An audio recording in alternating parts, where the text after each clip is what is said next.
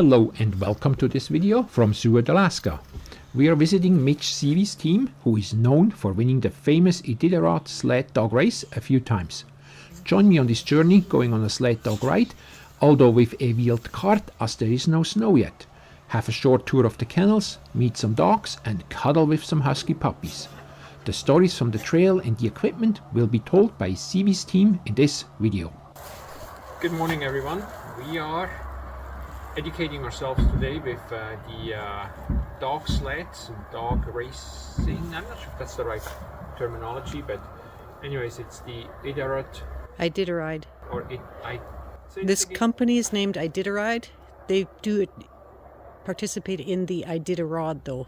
Perfect. I can properly pronounce or say these words without some practicing, but anyways, that's where we're at. We're gonna check out the dogs. There's no snow yet, of course, but they have something a little bit sleds with wheels for this time of year. Check out, capture some footage and see what this is all about, so stay with us.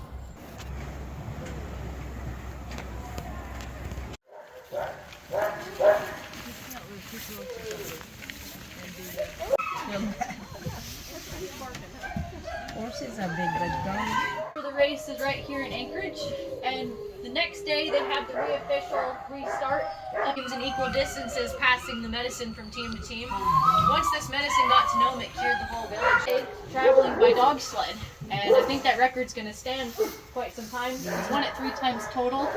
So all the dogs you're going to meet today, somebody might just say, I don't want to run anymore. You know, something where a dog is not going to be able to finish. You'll hand that dog over to a vet, and those vets, they'll take care of them for the rest of the race, and then you'll get them back after you finish. Right here, so the system that you're looking at, this is actually one of the only open pen systems for sled dogs in the entire state. Each dog has their individual dog house, and here in the summertime, it's a little differently. Everybody has a big pen to roam around in on the hot days. They can all sort of relax in the gravel. We have all ages in the yard right now. We're starting to get those dog teams conditioning very lightly, and that is mostly because open pens. The girls drive the boys nuts, and so we decided males can be here, and then we have another operation in Birdwood. Hi, Martin. You didn't need your harness this time. That's a good thing. The person thing is in the back, like take it side down with me. Give me my kill much. If I get bounced off for a race, We might get the muddiest.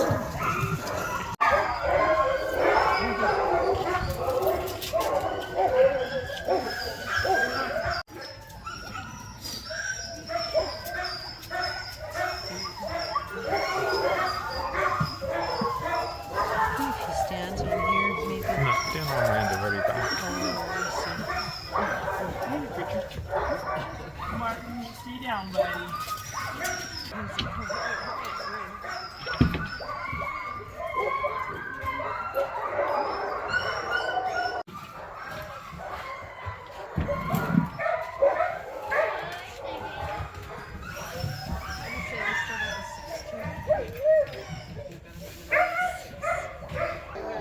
It's like pick me, pick me.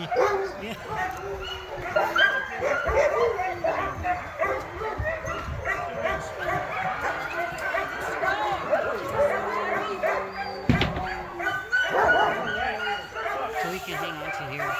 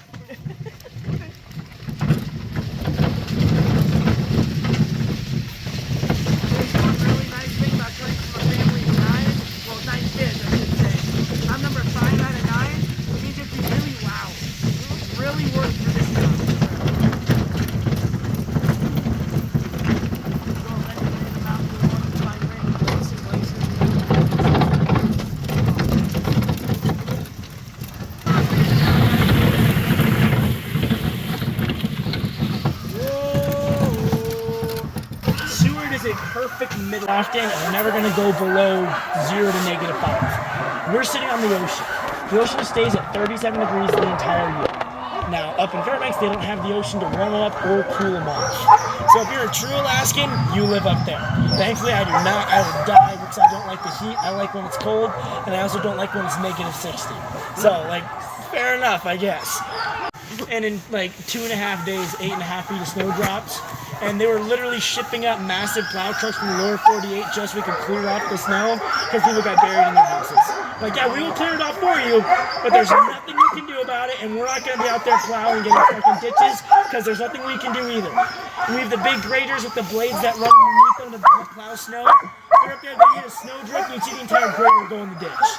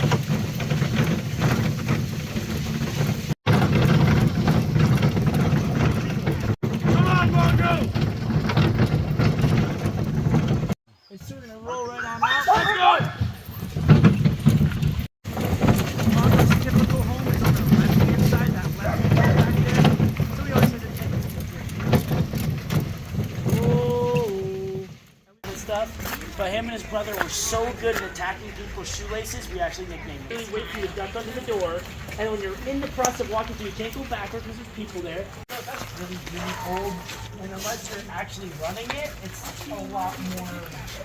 I wouldn't see the motivation. I take care of my bed and all that kind of stuff. I'm not doing too much, the mushers not that dog. It's a really weird area in the country. So most of the stuff, about 95% of things you keep on the trail pertaining to your dogs is done by you as a musher. Not everybody else. So you can bring in their food, you can bring in their straw. Nowadays, we can work out. Like your earrubs. Sure, it's 13 to 15 Like hours. you. Godwin, which isn't terrible, but it's definitely a good chunk of work. Both there, it's like negative 25 and working out there all day. So Miss Seavey, one of the lady who talked to you guys from the intro, she does do that wintertime training, and she has been. Je job mooi no.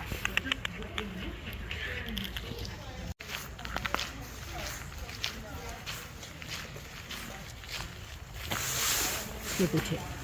Okay.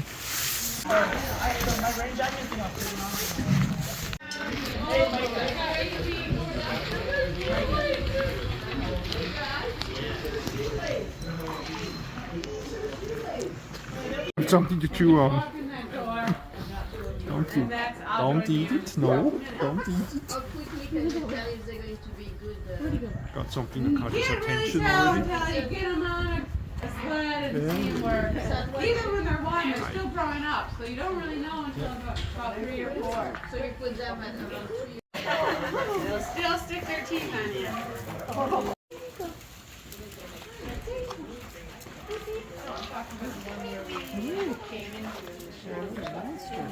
They're hungry too. I went to go get a husky, and I guess we'll just use this guy. His name is Pheasant. Just gotta keep an eye on him because he likes to pee over everything. We have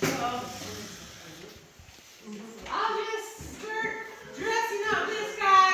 So if you look around in a lot of these pictures, and it goes on the dogs during training and during the race, not because of the cold, but because over so many miles, the snow is abrasive to a dog's paws, and it can create splits or little cracks in their paws. And if a dog's paw goes bad, then they're not going to be helping you much on the race.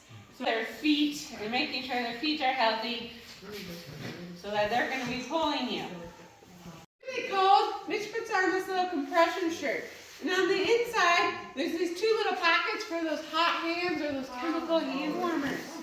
So that will help keep his muscles warm when he's running or even when he's resting. If it's really cold, Mitch will put this on and it just goes on like that. Pretty simple. A musher will carry however many coats, as many dogs that they have. So Pheasant, he's a little big. This coat for a little bit of smaller dog. But it will fit just like that and keep him warm. Keep their neck warm, right? So we'll put that on kind of like that. And then he looks really good, right? So that's actually not right. 40 below, that is not very fun if he gets frostbite. So he'll wear a little tutu to keep everything nice and warm. And that still gives him a free range of motion. He can still go pee. So he is now ready and protected for a cold weather run. Wow. Some 50 pounds or so. And then he'll add 30 or 40 pounds of gear for the race. And so his whole thing with his gear is under 100 pounds. When you drive in a sled, I'll have 2 feet on the runners. And then I have 2 brakes right here. I have my claw brake, which is this metal bar. And there's these 2 claws, or kind of points that stick down. So when I need a hard brake, I'm going to be on my claw brake, and I'll be jumping, and I'll be pushing those claws into the ground or into the snow, and that will be what is slowing me down. Slow the dogs just a little bit, so they're not overexerting themselves, they're not running too hard and injuring themselves. So I'll use what's called a drag brake, and that is just pretty much a mat right here. It's the tread of a snow machine, and I can shift weight onto it depending on how much I want to brake them. So I can put 10% of my weight, or I can put 50% of my weight, and that way it's really easy and it doesn't take much work at all for me to adjust their weight. It's just me moving my weight and moving my foot a little bit. Sometimes I have to go and fix a tangle. So this will be hooked up to your end of your gain line right there. And this is kind of my parking brake. This is the snow hook that we use in the winter. So when I need to stop, I'll throw this into the snow, I'll stomp it down, and try to make sure that it holds. But it kind of depends on the snow conditions. If it's a soft, fresh snow, it's not going to hold very well. So I'll go forward, I'll do what I need to do. I'm always kind of keeping an eye on my sled. You saw, the longer we stopped with those dogs, what happened? They wanted to go, and they're pulling. If they ever feel that get loose, then they're all going to start pulling, and then it's definitely loose. So I'm doing whatever I need to do, but I'm watching that, because sometimes your sled just comes right at you, and you're like, okay, I guess we're going. And I'll just, okay, go back down. If they go, you can't catch up. Yeah, one of the rules of dog mushing is never go behind my sled, for what I just described. They start going, I cannot run faster than them. They're just going to go on down their way. They were kind of like, why are we standing up for 1,000 miles? Let's have a seat. So they started making these seats into the sled. So often when people go out for the first time, they say, I want to do it the traditional way, and they won't have a seat. But it also comes with a little bit of trouble because mushers don't sleep very much on the sled. And sometimes there's stretches on a big river. For example, there's 150 miles they go on the Yukon River. And it's just this big river, and there's nothing on it. There's no trees. The moose are not on there. It's just a whole lot of nothing for a while. So mushers can, sometimes they fall asleep here, and they say, oh, they'll wake up, and then they'll fall back asleep. One time, one guy I worked for, his name was Linwood, he actually fell asleep while the dog was moving down the trail, just about 10 miles before the checkpoint of Ruby. So he fell off. When he smacked the ground, he woke up and he called for his dogs to stop, but they kept on going down the trail. And the sled got into Ruby, and the IdidaRide volunteers were like, wait, what's going on? There's no musher on that sled. But because he was in the competition, he just put his finger up, and the next musher who came along an hour later or so gave him a ride into the checkpoint. Clear trees from the trail, make fire if you go in the water and you really need to get warm. They have snowshoes, so there has been before where it snows a whole lot. And what you'll have to do is you'll have to walk out in front of the sled and make a trail for the dogs and pack it down. Or if you go utterly crash your sled, then you're going to need a way to get around and be able to collect wood and just move around. You need snowshoes. And items that a musher carries is their dog cooker. So this is how they make water. So they'll carry this antifreeze gasoline with them. Then when they get into a checkpoint, or if they're training and they're taking a rest break where they'll be resting for a couple hours, they'll dump this gas into the bin, light a match, they'll have fire, then they'll fill this up with snow, and they'll just plop it in here, and then 10 minutes later they'll have snow into water, and it's all warm. And what they also do is they'll bring along, or they'll have at the checkpoint, meat for the dogs. So before the race or before training, we cut the meat into chunks. So it's about the size of an ice cube or a potato wedge, and about 1.5 pounds or so per dog that you have on the line. And it'll be in a bucket or a cooler here. I'll take this hot water, I'll dump it in that meat, I'll let that sit again for about 10 minutes until the meat thaws out.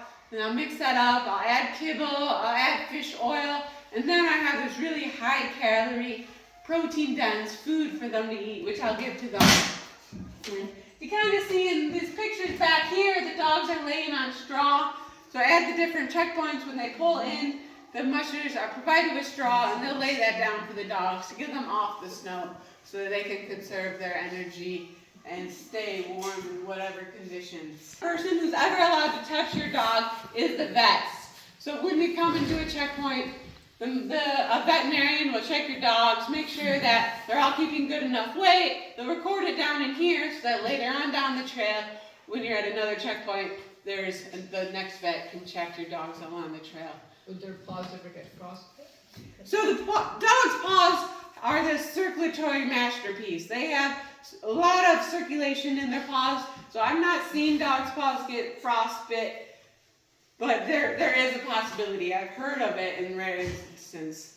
It was blizzarding. He couldn't see his leaders, so his leaders were just following the trail, and then all of a sudden, his leaders, they disappeared, and his leaders went into the sea ice. So they plopped down right into the water. And so he ran ahead, and he grabbed his dogs, got him out of the water, and there was a snow bridge just off to the side and so he was able to get over on the snow bridge. But then, in that instance, his dogs were now wet. It's cold out, it's windy. So what he did with his dogs, to keep them from getting frostbite and to keep the injury up, he actually made them run really fast. So he was yelling them up to increase their speed, so they're creating more heat. And then he would stop and give them a minute rest, and then go shake the ice off of them. And he actually had no issues going down the trail, even though his dogs went into the water.